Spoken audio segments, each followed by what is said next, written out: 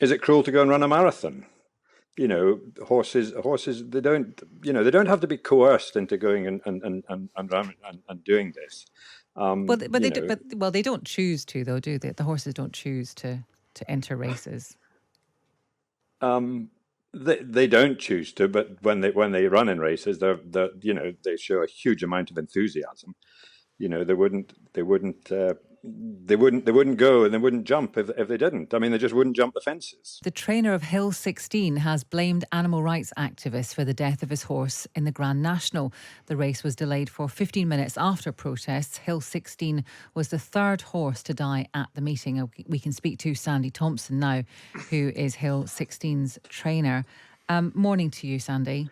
Good morning. I'm very sad and very sorry for your loss, first of all. I'm sure everyone who's listening will want to join with me on that. Can you explain your thinking behind saying that you think the protest contributed to the death?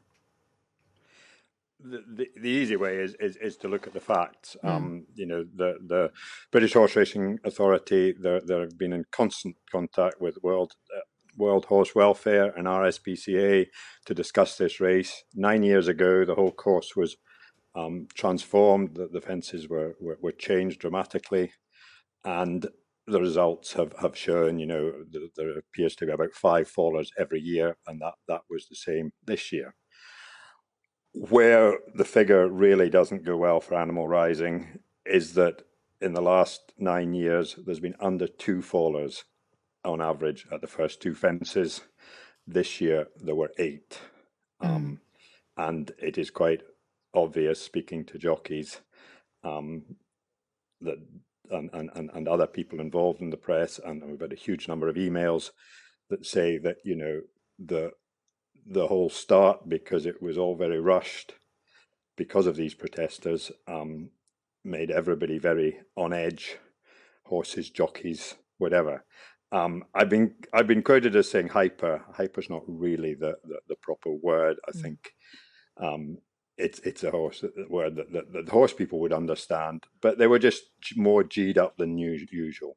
Agitated, is that the right word? Yes, agitated. Yeah, well, not really agitated, just G'd up more than normal.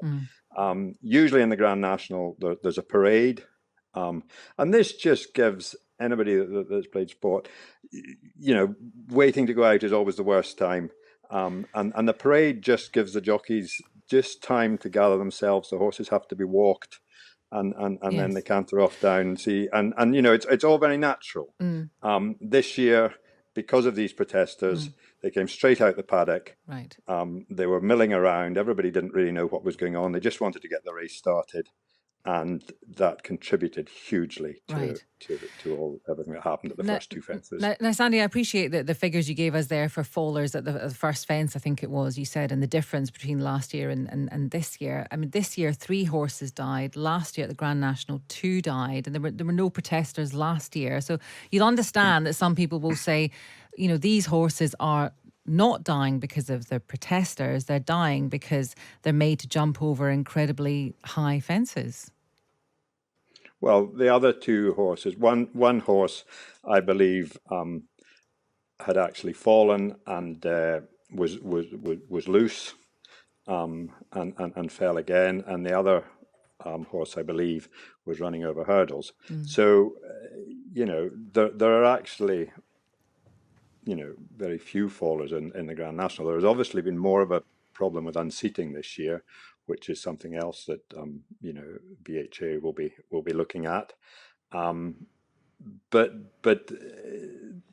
there's 7 million people watching the Grand National, and the sport is only too aware that every time the Grand National comes on, we're completely under the microscope.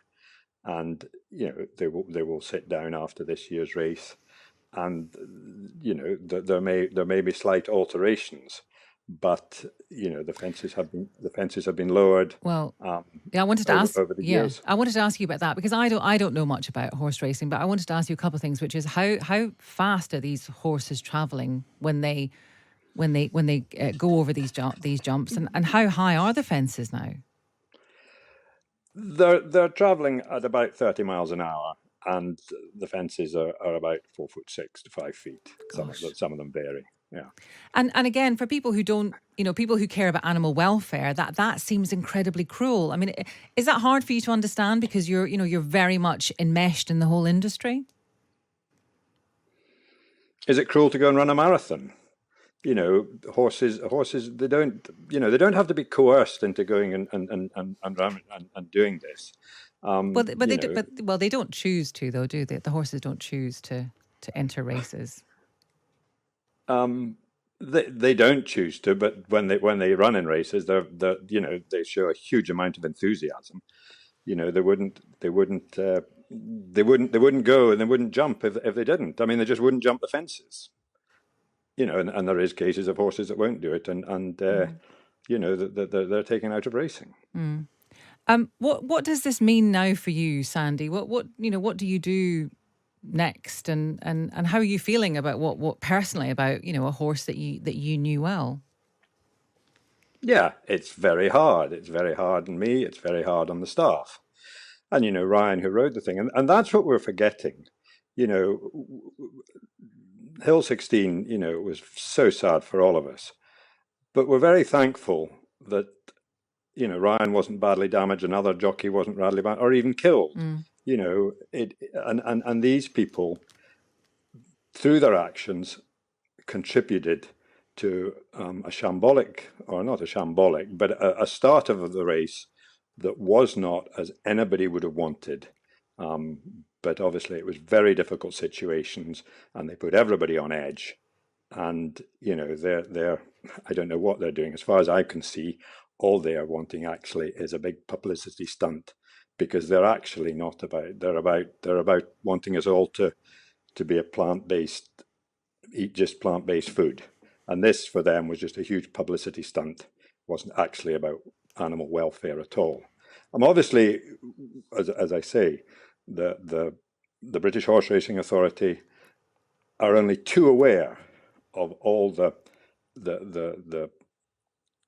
problems that are now being caused, and they're working with it. They have modified the whip rules significantly, so that last year, in actual fact, the winner had been disqualified because the jockey used the whip too much. So that has been modified hugely. We are working in an industry to work with the relevant authorities, and if Animal Rising are concerned about the Grand National, that's where they should go.